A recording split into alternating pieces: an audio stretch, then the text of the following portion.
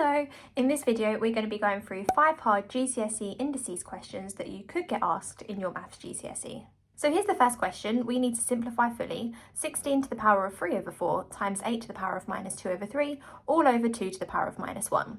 So if we break this up, firstly we have 16 to the power of 3 over 4. So in order to work this out, whatever's on the denominator of the fraction, we take that root. So because it's a 4, we're going to take the 4th root of 16. Then because there's a 3 on the numerator, we're going to cube our answer. So we do the 4th root of 16 and raise it to the power of 3.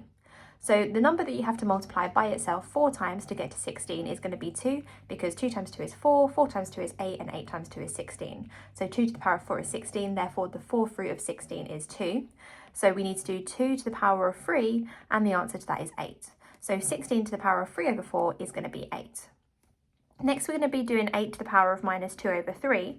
So in this one, we do the cube root of 8 because there's a 3 on the denominator of the fraction, and then we square it. But because we have a minus sign here, we're then going to take the reciprocal of our answer. So the answer is going to be 1 over the cube root of 8 all squared. So the cube root of 8 is 2 because 2 times 2 times 2 is 8. So we're going to have 1 over 2 squared, and 1 over 2 squared is 1 over 4. So the answer to 8 to the power of minus 2 over 3 is 1 over 4. So then finally, we need to work out what 2 to the minus 1 is. So 2 to the minus 1 is simply the reciprocal of 2. So the reciprocal of 2 is 1/2. So we're going to have 1/2 for that part. So we end up with 8 times 1 over 4 over 1 over 2. So 8 times a quarter is just a quarter of 8, and 1/4 of 8 is going to be 2. So it's 2 divided by 1/2. And dividing by 1/2 is the same as timesing by 2. So 2 divided by 1/2 is 4 because 1/2 goes into 2 4 times. So the answer to this question is going to be 4. Here's the next one. So we need to simplify x to the power of 5 over 2 times x to the minus 3 over 4 all over x to the 1 over 8. So when we multiply indices, what we do to the powers is we add them. So in this case, we're going to do x to the power of 5 over 2 times x to the minus 3 over 4. And this is going to be x to the power of 5 over 2 plus minus 3 over 4.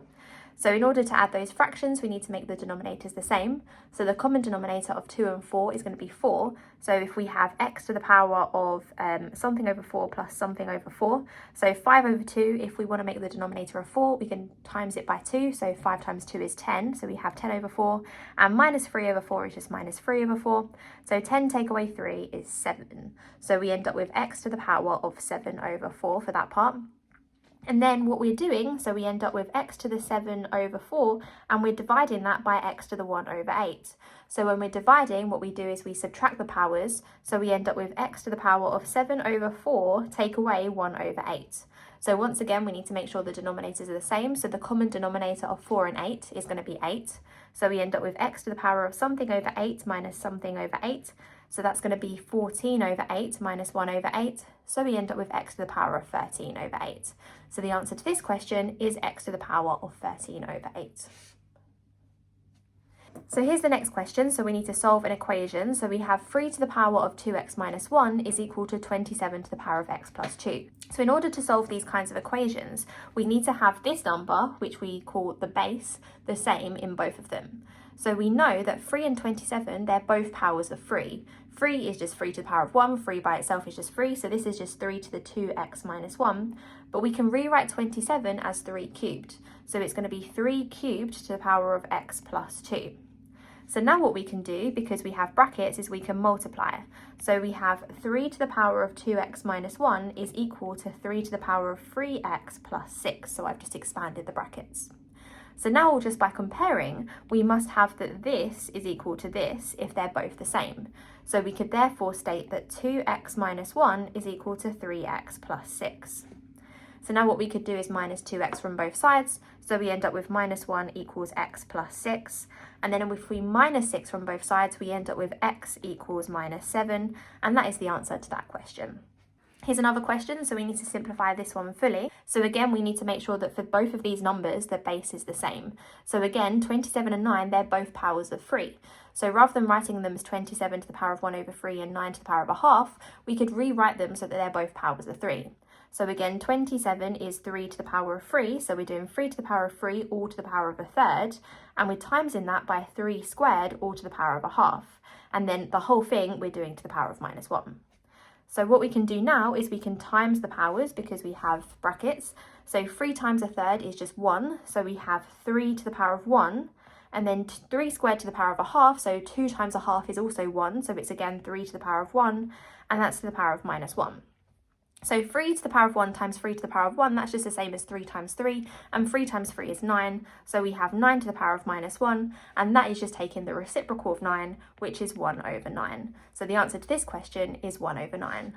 So for this question, we have 9 to the power of x over 3 to the power of 3x minus 1 equals 27. So again, we need to make sure that they're all powers of 3, because at the moment we've got a 9, a 3 and a 27. So we can write 9 as 3 squared, so 3 squared to the power of x, and then 3 is already a power of 3, so that's 3 to the 3x minus 1, and 27 is 3 to the power of 3. So if I expand the bracket on the top, we have 3 to the power of 2x over 3 to the power of 3x minus 1 equals 3 to the power of 3. So now because we're dividing the left-hand side, we can subtract the powers. So we end up with 3 to the power of 2x minus 3x minus 1, and that is equal to 3 to the power of 3. So 2x minus 3x minus 1, that's going to be minus x plus 1, and that's equal to 3 to the power of 3.